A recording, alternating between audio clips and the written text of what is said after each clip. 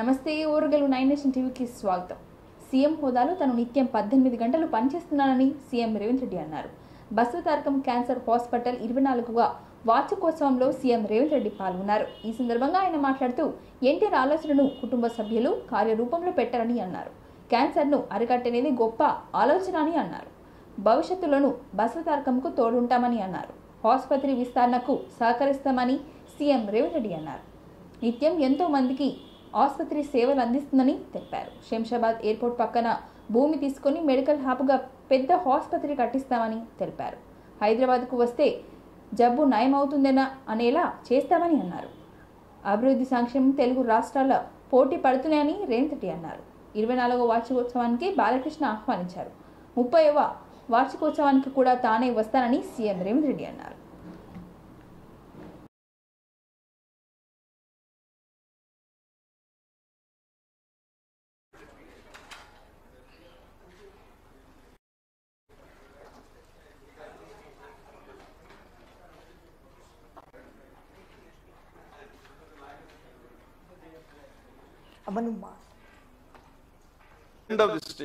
మాట్లాడాలన్నా కూడా వాళ్ళు మనం ప్రోత్సహించి వాళ్ళకి సరైన దారి చూపిస్తే తప్పకుండా మన దేశం మొదటి స్థానంలో ఈ ప్రపంచంలో నిలుస్తుంది. చూస్తున్నాం మనం ఇప్పుడున్న ఈ అంటే ఒక రకంగా ఆనాడు మరి ఈ యొక్క రాష్ట్రం అవిభక్త ఆంధ్ర రాష్ట్రంగా ఉన్నప్పుడు ఎంతో అభివృద్ధి చెందడం, బీజం అంకుర వేయడం, ఆ తర్వాత సైబర్ సిటీ కానివ్వండి, లేకపోతే మన ఐటీ రంగం కానివ్వండి, హైదరాబాద్ సిటీ కానివ్వండి, ఇవన్నీ అభివృద్ధి చెందడం, యువకులకి మంచి ఏదో జీతాలు తీసుకుంటున్నాం అని కాకుండా ప్రతి ఒక్కరు కూడా అంకిత భావంతో ఇక్కడ అందరం ఒక ఫ్రెటర్నిటీ అంటే ఒక కుటుంబ సభ్యుల్లాగా ఆయన కూడా మొదటిచ్చే ఆయన మధ్యలో ఎలాగైతే ఆనాడు అమ్మగారి కోరిక ఈ యొక్క క్యాన్సర్ మహమ్మారిని ఎలా పడి ఆవిడ శివైక్యమయ్యారో లింగైక్యమయ్యారో మరి ఆవిడ కోరిక ఈ యొక్క క్యాన్సర్ ఎక్విప్మెంట్ అన్నారు. సరే అప్పుడు ఎక్కడికక్కడ మనం బేరుజు వేసుకుంటూ అంటే ముఖ్యంగా అనుకోకుండా కాకతాళమే యాదృచ్ఛికము మిమ్మల్ని మేము గెలవడం, నేను ఎమ్మెల్యే అవ్వడం, మా శ్రీభరత్ గారు మళ్ళీ ఎంపీ అవ్వడం, మా స్టేట్లోనే హైయెస్ట్ మెజారిటీతో ఆయన గెలవడం, ఇదంతా కాకతీయలేము. అంటే మంచి ఆలోచన ఉన్నప్పుడు వైబ్రేషన్స్ అంటాం. నేను ఎక్కువ నమ్ముతాను అన్నింటిని. అదే అనుకుంటా. స్టేట్ బ్యాంక్ ఆఫ్ ఇండియా చంద్రగిరిరావు గారు, చంద్రగిరి సభ్యులు యువమిత్రుడు భరత్ గారు, నూరి దత్తాత్రేయులు గారు, ప్రసాద్ గారు, ఇతర మిత్రులు, బసవతారకం సిబ్బంది, నందమూరి తారక రామారావు గారి అభిమానులందరికీ కూడా నేను మనస్ఫూర్తిగా అభినందనలు తెలియజేస్తున్నాను.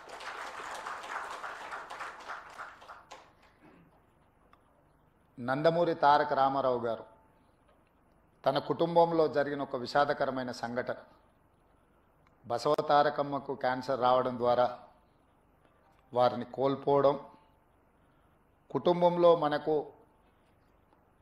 అత్యంత ప్రీతిపాత్రమైన వ్యక్తులను కోల్పోతే ఆ బాధ. నందమూరి తారక రామారావు గారు నిస్వార్థంగా ఎలాంటి లాభం కానీ ఎలాంటి స్వార్థం కానీ లేకుండా తెలుగు ప్రజలకే కాదు ఈ దేశంలో ఉండే ఎవరికైనా ఏ విధంగా అయితే పేదలకు సహాయాన్ని అందించాలని వారు ఆలోచన చేసిండ్రో ఈరోజు అది అమలు జరుగుతుంది. తప్పకుండా స్వర్గంలో నందమూరి తారక పేదలకు సేవ చేయాలన్న ఆలోచనను తెలంగాణ రాష్ట్రంలో చాలా హాస్పిటల్స్ అంటే ఇది హైదరాబాద్ ఇస్ ద హెల్త్ ఆర్గనైజేషన్స్లో పనిచేసే డాక్టర్లే కానీ నిపుణులకు తెలుసు భరత్ అండ్ లోకేష్ బాబు ఏం చేస్తారో చూడాలి. Nandamuri Taraka Ramarao. I request now Shri Mothukumilli. Assembly వేదికగా జనసేన అధినేత డిప్యూటీ సీఎం పవన్ కళ్యాణ్ ప్రశంసలు ముంచెత్తారు ఆంధ్రప్రదేశ్ సీఎం చంద్రబాబు నాయుడు. ఏపీ 16వ స్పీకర్గా చింతకాయల అయ్యనార్ పాత్రుడు ఏకగ్రీవంగా ఎన్నికైన సందర్భంగా అసెంబ్లీలో మాట్లాడిన చంద్రబాబు పవన్ కళ్యాణ్ను అసెంబ్లీ గేట్లు కూడా దాటనివ్వమని గతంలో డైలాగులు చెప్పారని అన్నారు. అయితే పవన్ కళ్యాణ్ పోటీ చేసిన 21 స్థానాలను మొత్తం గెలుచుకొని తన సత్తా ఏంటో చూపించారని చంద్రబాబు అన్నారు. ఎక్కడ తగ్గాలో ఎక్కడ నెగ్గాలో తెలిసిన వ్యక్తి పవన్ కళ్యాణ్ అని ప్రశంసించారు. వైనాట్ 175 అన్న వైసీపీకి కేవలం 11 సీట్లు మాత్రమే పరిమితమయ్యాయని అన్నారు. ఇది దేవుడు రాసిన స్క్రిప్ట్ అని తెలిపారు. వైసీపీ హయాంలో నడిచిన సభ లాంటిది సభను గతంలో ఏనాడు చూడలేదని, సభలో హుందాతనంతో ముందుకెళ్లి ఇక వెక్కిలి మాటలు స్వస్తి అన్నారు. చట్టసభలో విలువలు తెలిసిన వ్యక్తి అయ్యన్న పాత్రుడు అయిన నాయకత్వంలో సభ హుందాతనం పెరుగుతుందని అన్నారు సీఎం చంద్రబాబు.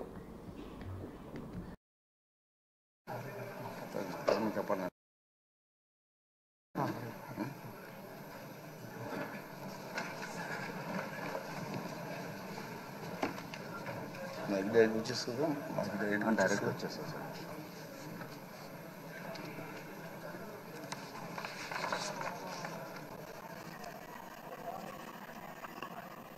రోడ్లు, భవనాల శాఖ, అటవీ శాఖ, పంచాయతీరాజ్ శాఖ మంత్రిగా బాధ్యతలు నిర్వహించారు.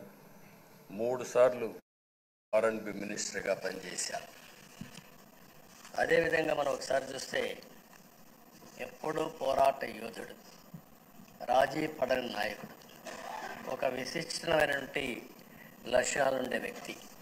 కడాన మనందరం గుర్తుపెట్టుకోవాల్సింది 62 63 సంవత్సరాలు ఉండే వ్యక్తి పైన అత్యాచారం కేసు కూడా పెట్టారు. ఇవన్నీ కాకుండా అంటే ఎలాంటి పాలకులు ఉన్నారు, ఎలాంటి జరుగుతాయి అనేదానికి ఒక ఉదాహరణ ఇవన్నీ జరిగాయి.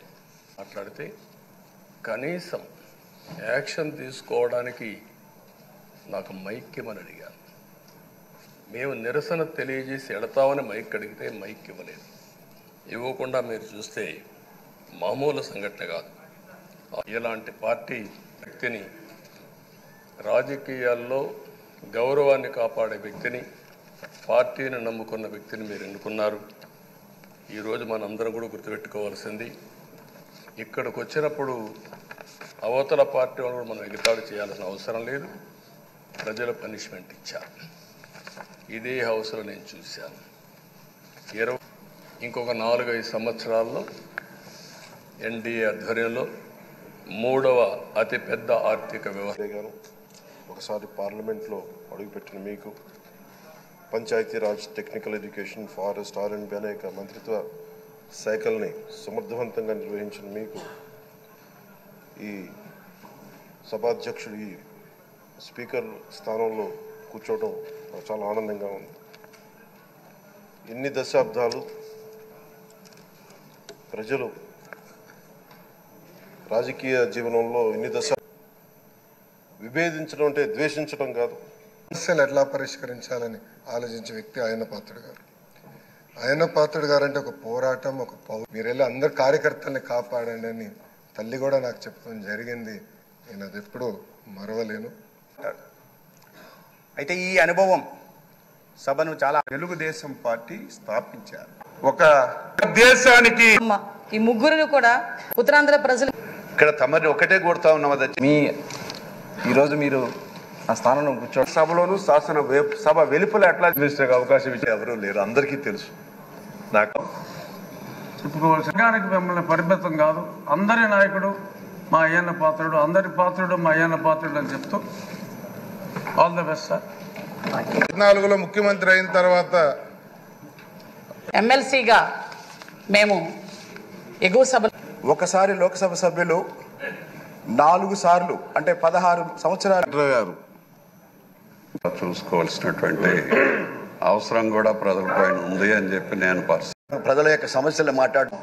Sir, I am extremely happy to be a part of his mission in building a progressive and prosperous Andhra Pradesh, sir. Sir, he has been the Chief Minister for the 4th time and his contributions to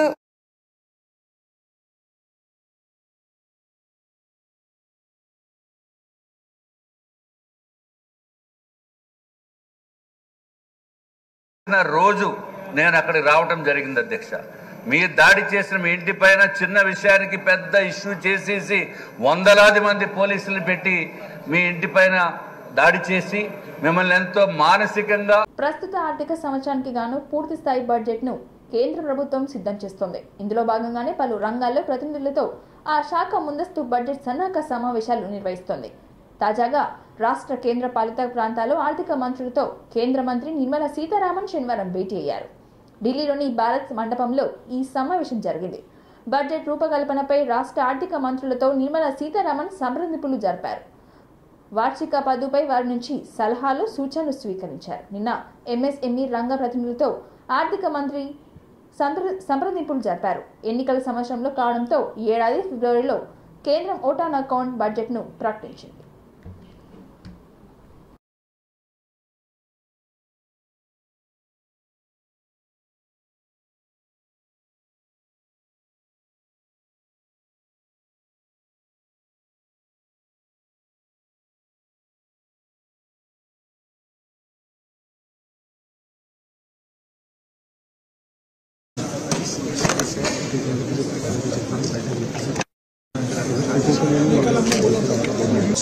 Meghalaya, Chief Honorable Sanma, incoming Keshav, Honorable Minister from Andhra Pradesh, Shri Samrat Chaudhary, Deputy CM from Bihar, Shri Oksa, Shri Gajendra Singh.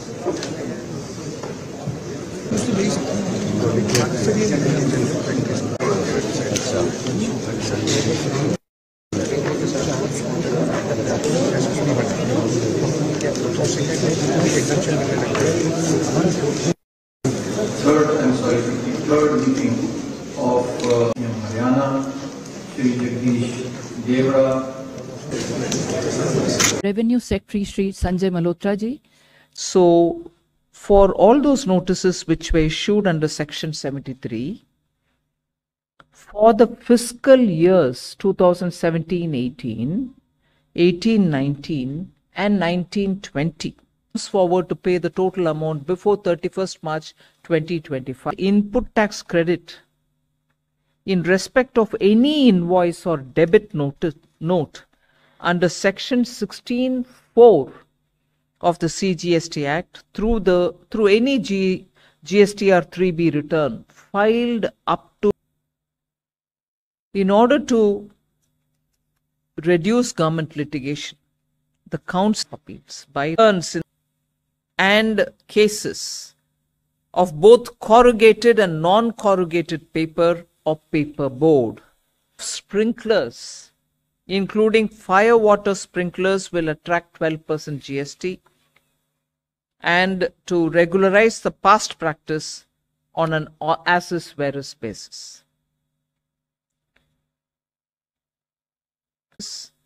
Battery operated car services are being exempted from GST. Further, intra-railway supplies are also being exempted. The other, which is very important, service but outside of an educational institutions are also getting exempt. But listen to this, please. The measure of relief for students and working professionals, Council has recommended to exempt. No, it is meant for students, and therefore if they come, and 90 continuous days if they stay, yes. Up to 20, a few points. Some committees have had newer ministers taking charge in the place of ministers were.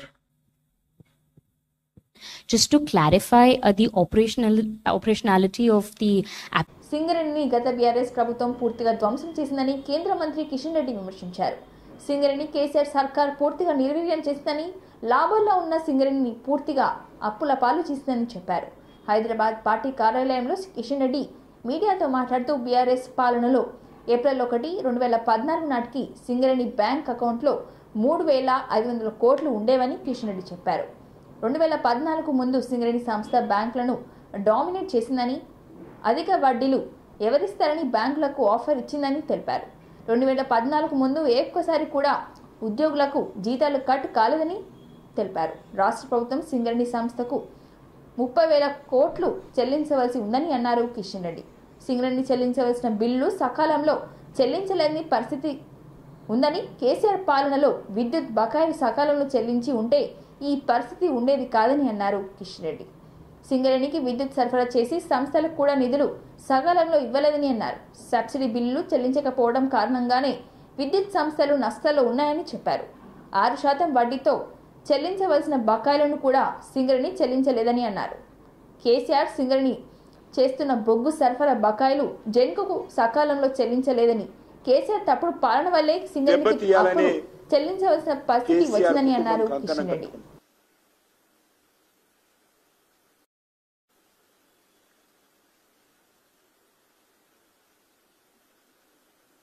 KCR ముఖ్యమంత్రి అయినప్పుడు, TRS party అధికారంలోకి వచ్చినప్పుడు, తెలంగాణ రాష్ట్రం ఏర్పడినప్పుడు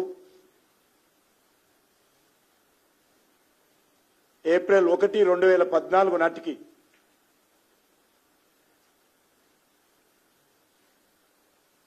Singareni bank అకౌంట్లో 3,500 కోట్ల బ్యాంకులో deposit ఉండేవి. 2014 ముందు ముఖ్యంగా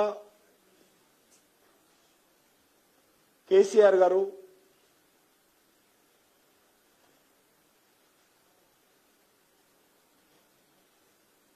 తెలంగాణ స్టేట్ జెన్కోకు సింగరేణి చేసినటువంటి,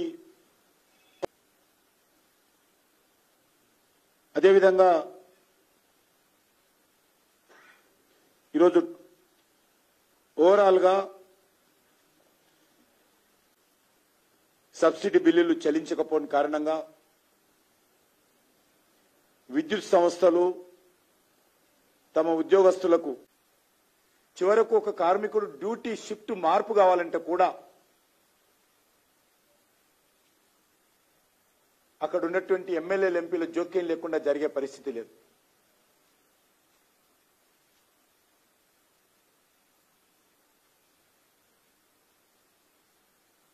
సింగరేణి బదలాయింపులు, సింగరేణి క్వార్టర్ల బదలాయింపులు, ఇష్టారాజ్యంగా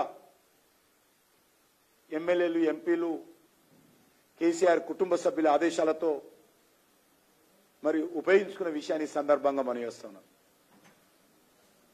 కార్మికులు కార్మిక సంఘాల విషయంలో అనేక సార్లు ముఖ్యమంత్రి కలవాలని ప్రయత్నం చేసినప్పుడు కూడా ముఖ్యమంత్రి ఏ రోజు కూడా సింగరేణి కార్మికులను కలిసిన పాపాన పోలే.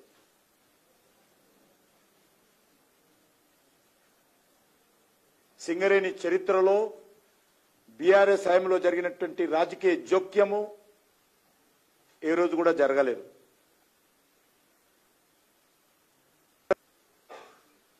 రెండు 2015లో ఒక బొగ్గు అని శాంక్షన్ చేస్తే ఇంతవరకు అది ప్రారంభించుకోలేదు పని.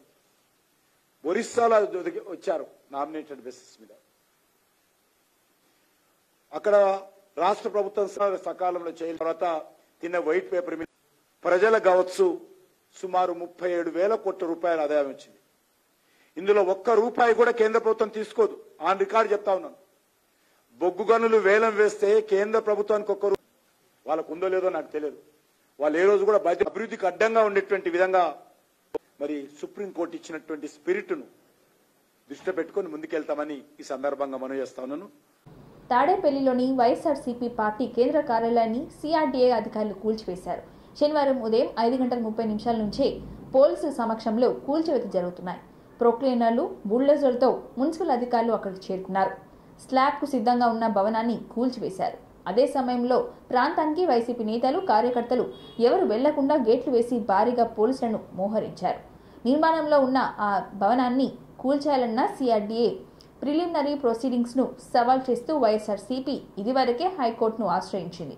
చట్టాన్ని మితిమీరి వ్యవహరించవద్దని కోర్టు సిఆర్డీఏకు సూచించింది. అయినా మున్సిపల్ అధికారులతో సిఆర్డీఏ ఈ కూల్చివేతలు జరుపుతుందని వైసీపీ నేతలు అంటున్నారు.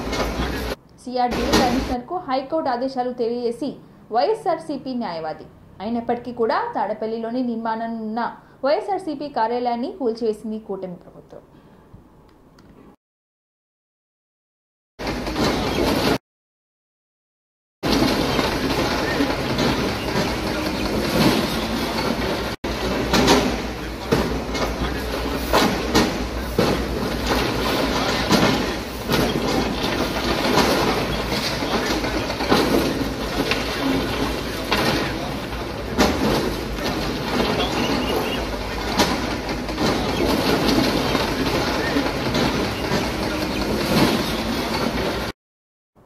జిల్లాలో గత 24 గంటల్లో 42.0 మిల్లీమీటర్ల వర్షపాతం శనివారం నమోదైనట్లుగా అధికారులు వెల్లడించారు.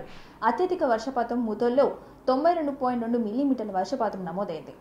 నిర్మల్ పట్నంకు 35, సోన్ 34, లక్ష్మచంద 75, మామిడ 28, కోడెంపెదూర్ 66, బాసరా 9.6, పెంబి 37.8, ఖానాపూర్ 1.0, సారంగపూర్ 35.2, బైన్సా 24.8, కుంటాల 72.4, కబీర్ 62.4, తానూర్ 22.8, నర్సాపూర్ 42.8, లోకేశ్వరం 24.0 నమోదైంది.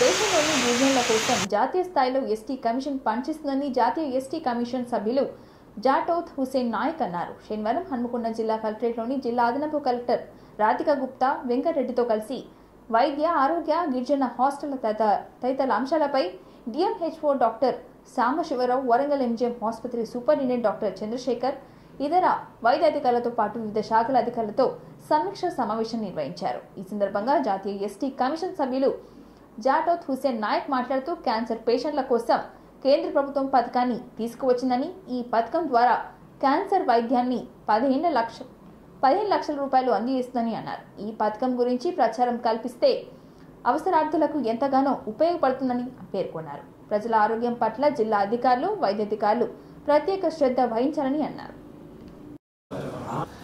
ఈ పార్లమెంట్ వైజ్గా సర్వీస్ చేసుకునే దాని దేశంలో సర్వీస్ ఒకసారి మీకు కూడా తెలియాలి. నెక్స్ట్ జనరేషన్ కావాలనుకోని మాకు ఒక అవకాశం మోడీ గారు ఇవ్వడం, నాకు ఇందులో రావడం, మోడీ గారు ఇవ్వడం, నాకు చైర్మన్ గారు మేడం వాళ్ళ స్టేటింగ్ మధ్యప్రదేశ్ కానీ మీ అందరి పరిచయం చిన్న చిన్న మైనర్ సరే మీకు విధానాలు కూడా కొంత మేము చెప్పగలుగుతాం సార్. తీసుకుంటాం అవసరమైతే ప్రతి క్వశ్చన్ ఆన్సర్ మాకు ఇక్కడ సదరు డిపార్ట్మెంట్ పేర్లు ఏ కేడర్లో ఎవరెవరు ఉన్నారు ఏంటని నాకు రిపోర్ట్ కావాలి మేడం.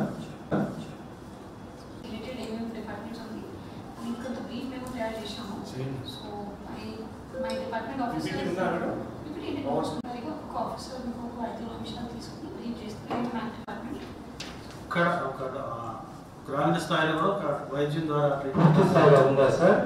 ఒక ఎంబీబీఎస్ డాక్టర్ లెవెల్లో ఆడ ఉండాలి కదా, మరి ఉన్నారా? ఉన్నారు సార్.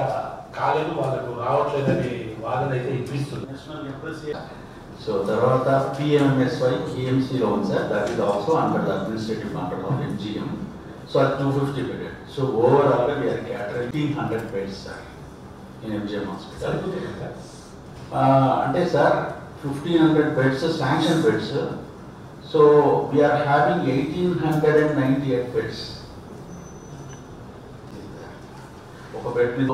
ఇది మనం ఆరోగ్యశ్రీ అకౌంట్లో చూసుకుంటే కూడా last year 22 crore work of services ఇవ్వడం జరిగింది సార్. 65 years old college BSc course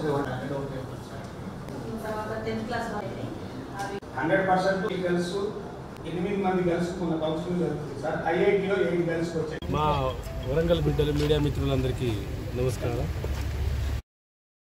దాదాపు 3 రోజుల పర్యటన భాగంగా తెలంగాణలో మహబాద్ కలెక్టర్ ఇంకా అధికారులతో మాట్లాడడం జరిగింది. మునిగిపోవడం జరిగింది. ఇవాళ హన్మకొండ రివ్యూలో భాగంగా కొంత అధికారులతో అలాగే మన హాస్పిటల్ మీద MGM ఈ విజిటింగ్లో భాగంగా అలా బంజారా భవన్కి రావడం జరిగింది. మా మిత్రుల కోరిక మేరకు ట్రైబల్ కమిషన్ ఇచ్చిందే ట్రైబల్ బిడ్డల కోసం కాబట్టి, ఆ విభాగంలో నా మెంబర్ని కాబట్టి నా అదే విధానంలో మా మీడియా సోదరులతో పాటు మీరు రావడం జరిగింది. అలాగే కానీ చాలా బాధాకరం, యాక్చువల్లీ ఈ సమాజంలో ST SC కానీ గౌరవం తక్కువ అనే కమిషన్ ఇలాంటి పరిస్థితులు ఇవాళ దాదాపు 10 సంవత్సరాలు కావస్తుంది అంటున్నారు. ఇవాళ వరకు ఎవరికి నిర్లక్ష్యం. ఆ బాత్రూమ్ చూసినా 2 బాత్రూమ్లు అంట, ఏదైనా చేసుకోమని చెప్తున్నారు. ఇది లేదు. మెయింటెనెన్స్ కోసం కొంతమందిని పెట్టాలి.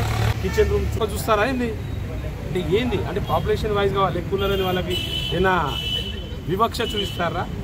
గవర్నమెంట్ ఏం చేసి హామీ ఇస్తున్నా ఖచ్చితంగా ఇది మాట్లాడతా. త్వరలో ఇక్కడ ఉన్న అధికారులతో